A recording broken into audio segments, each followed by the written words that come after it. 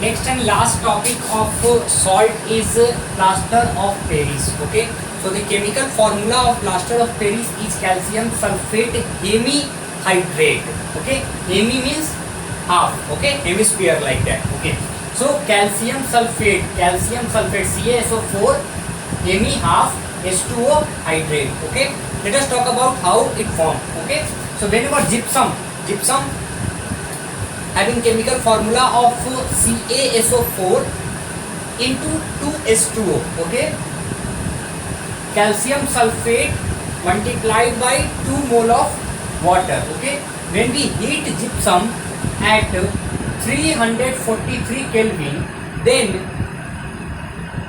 it gives us plaster of Paris. Okay, CaSO4 dot half H2O. Okay, and 1 whole 1 by 2 is 2O. Okay, so by this way we get plaster of Paris.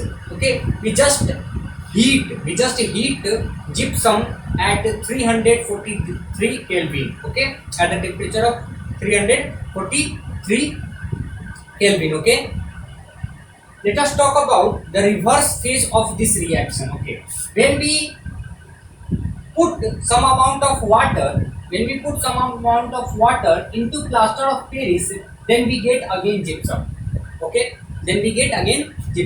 so by heating of gypsum we remove the concentration of water and we get the plaster of Paris, and by applying the water in plaster of Paris we get gypsum. Okay, so this is all about reversing reaction. Okay, by this reaction this one, this reaction by this one. Okay, let us talk about some uses of plaster of Paris. Okay, see,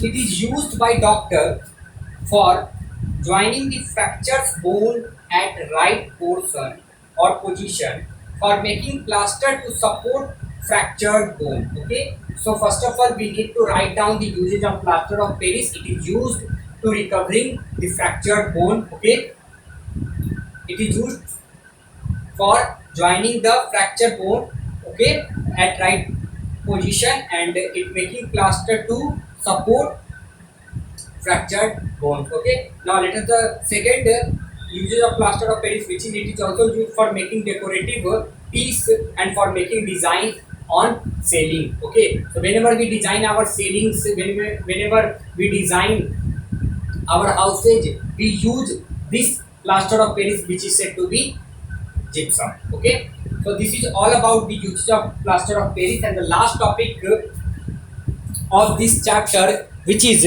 water of crystallization. Okay, so this is the last topic, which is water of crystallization. Okay, let us see what is it.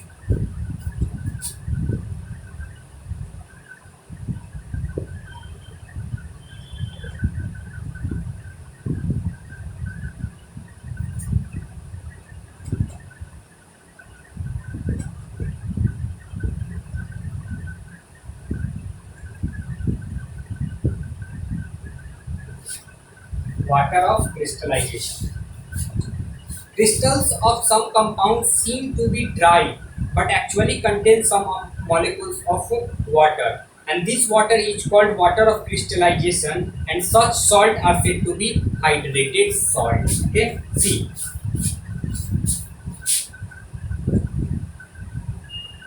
hydrated salt. Okay, those salts which are present in the form of crystal, okay, which are formed in a crystal. Okay, that crystals seems like dry, but it cannot, it presents some amount of some molecules of water, and that molecules of water are known as water of crystallization. Okay, and such salt is said to be hydrated salt. Okay, such salt is said to be hydrated salt. Okay, now let us talk about water of crystallization is fixed number of water molecules present in one formula unit of salt. Okay, let us talk about some more example of salt. Okay, see,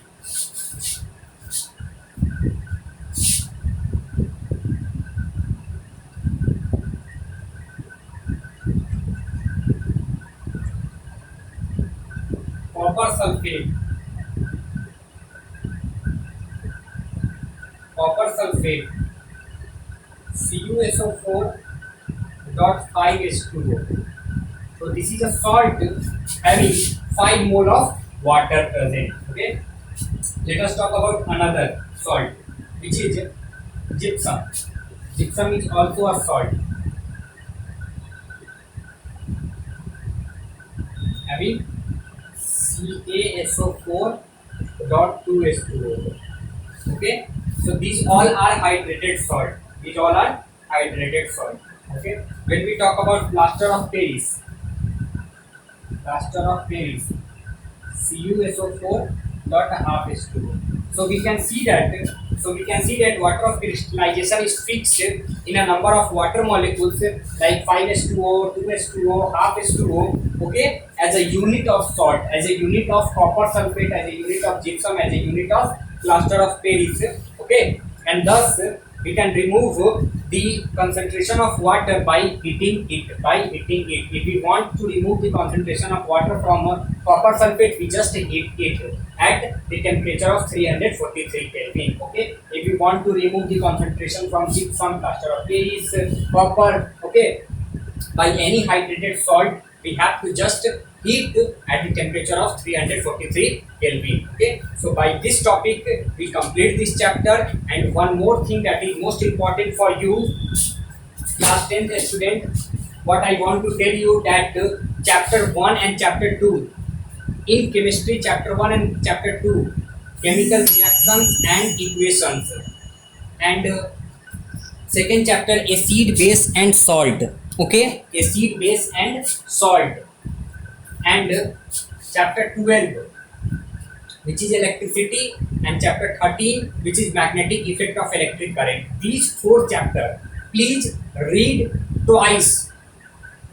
These four chapters, chapter 1, chapter 2, chapter 12 and chapter 13, because these chapters are coming in your upcoming online examination. I hope you study well, your preparation is good, and you obtain good marks. Okay, I hope your notes are already prepared and you are revising it. If not, please make sure your notes will complete before your examination.